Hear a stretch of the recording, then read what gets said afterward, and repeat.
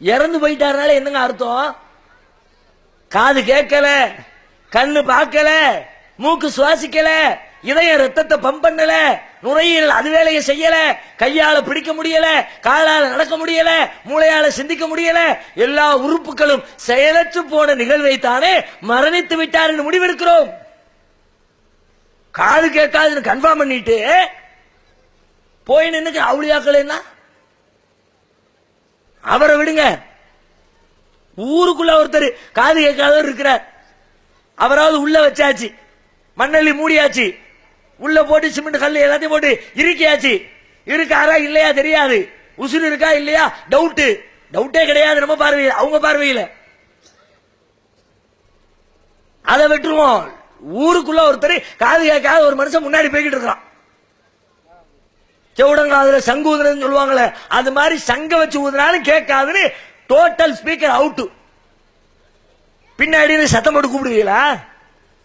கண்ணுக்கு முன்னாடி போகக்கூடிய மனுஷனை காது கேட்காதுன்னு கன்ஃபார்ம் ஆனதுக்கு பிறகு அப்துல் காதர் அப்துல் காதர் அப்துல் காதர்னு கூப்பிட்டா பக்கத்தில் உள்ள நம்ம சொல்லுவோம், எனக்கு இருக்கா உனக்குமோ.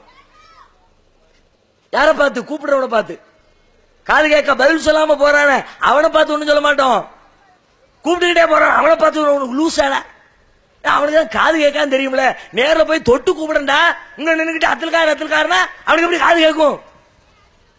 கண்ணுக்கு முன்னாடி மனுஷன் இருக்கிறான், அவன் காது கேட்கலன்னு தெரியுது, அவனை வாயால சத்தம் போட்டு கூப்பிட்டு பார்த்தால் அவனை மூடன் என்கிறோம், முட்டாள் என்கிறோம், பைத்தியக்காரன் என்கிறோம். அதே வேலையைத்தானே தர்காக்களில் அடங்கப்பட்டிருக்கிறவரிடத்துல போய் நீங்கள் கேட்கிறீர்கள். அப்படியானால் உங்களுக்கு நீங்கள் வைத்துக் கொள்ள வேண்டிய பெயர் என்ன? நான் சொல்ல விரும்பல, நீங்களே வச்சுக்கோங்க.